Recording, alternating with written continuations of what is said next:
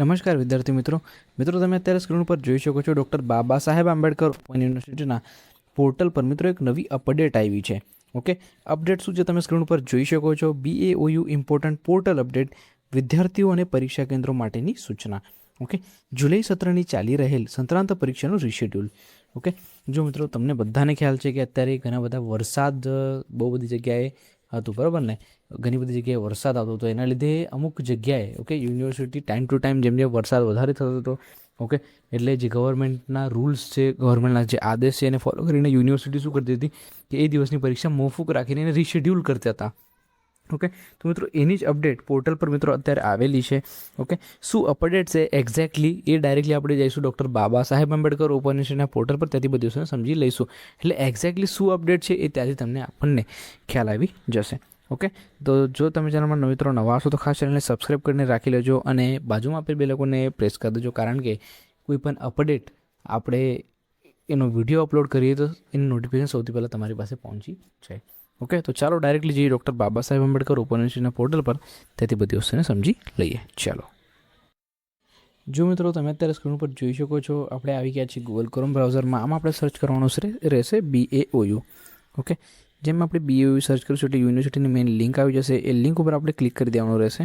Okay, click કર્યા પછી મિત્રો યુનિવર્સિટીનું મેઇન પોર્ટલ ઓપન થશે. ઓકે, તમે સ્ક્રીન પર જોઈ શકો છો ડૉક્ટર બાબા સાહેબ આંબેડકર ઓપન યુનિવર્સિટીનું મિત્રો આ મેઇન પોર્ટલ જે છે ઓપન થઈ ગયું છે. હવે જે આપણી અપડેટ છે, ઓકે, અહીંયા અપડેટ થયેલી છે.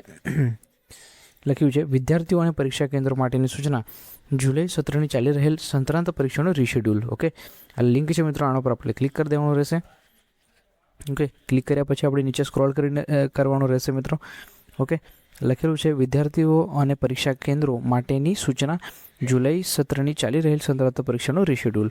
ઓકે, જુલાઈ સત્રની ચાલી રહેલ સંક્રાંત પરીક્ષાનું રીશેડ્યુલ સમયપત્રક. ઓકે, દરેક વસ્તુ મિત્રો ડિટેલમાં મિત્રો અહીંયા માહિતી આપેલી છે. લખેલું છે સમયપત્રક મુજબ પરીક્ષાની તારીખ. ઓકે, 8/7/2026 હતી. ભારે વરસાદના કારણે શિફ્ટ કરેલ તારીખ 1/8/2026. શિફ્ટ કરેલ પરીક્ષા કેન્દ્રો, કયા કયા કેન્દ્રો માટે મિત્રો પરીક્ષા શિફ્ટ કરેલી હતી અને રીશેડ્યુલ કરેલ પરીક્ષાની તારીખ. ઓકે, 14/8/2026. હવે મિત્રો આની અંદર ઘણી બધી તમે સ્ક્રીન ઉપર જોઈ શકો છો, તો આ ઘણી બધી માહિતી મિત્રો અહીંયા અપડેટેડ છે.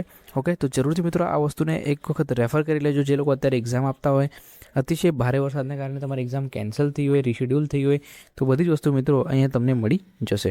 ઓકે, તમે સ્ક્રીન ઉપર જોઈ શકો છો કે અહીંયા ડેટ્સ આપેલી છે, સમયપત્રક પરીક્ષાની તારીખ આપેલી છે, ભારે વરસાદના કારણે શિફ્ટ કરેલ તારીખ આ હતી મિત્રો, અને રીશેડ્યુલ કરેલ પરીક્ષાની તારીખ. ઓકે, અને બધી વસ્તુ મિત્રો અહીંયા ડિટેલમાં મેન્શન કરી દેવામાં આવી છે. ઓકે, તમે સ્ક્રીન ઉપર જોઈ શકો છો આ જે ડેટ્સ આપેલી છે, રીશેડ્યુલ કરેલ પરીક્ષાની તારીખ અહીંયા મિત્રો મેન્શન કરેલી છે. તો જરૂરથી મિત્રો જે લોકોની એક્ઝામ અત્યારે વરસાદના લીધે શેડ્યુલ કરાયેલી છે, પોસ્ટપોન કરાયેલી છે, તો એ લોકો માટે મિત્રો આ ઇમ્પોર્ટન્ટ અપડેટ છે. જરૂરથી મિત્રો આ જે અપડેટ છે એને ધ્યાને લેજો.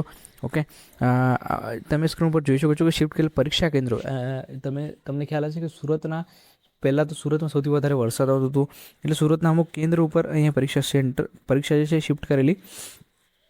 પણ જે 24 તારીખે વરસાદ આવેલો, 23-24 તારીખની આસપાસ, તો 24 તારીખે જે પરીક્ષા જે છે અહીંયા લખ્યું છે BAOUના તમામ પરીક્ષા કેન્દ્રોની પરીક્ષાઓ, એટલે ગુજરાતની અંદર BAOUના જેટલા બી પરીક્ષા કેન્દ્રો હતા બધાની જ જે ક્વેશ્ચન જે પેલું એક્ઝામ છે એ શિફ્ટ કરવામાં આવેલી હતી આના માટે.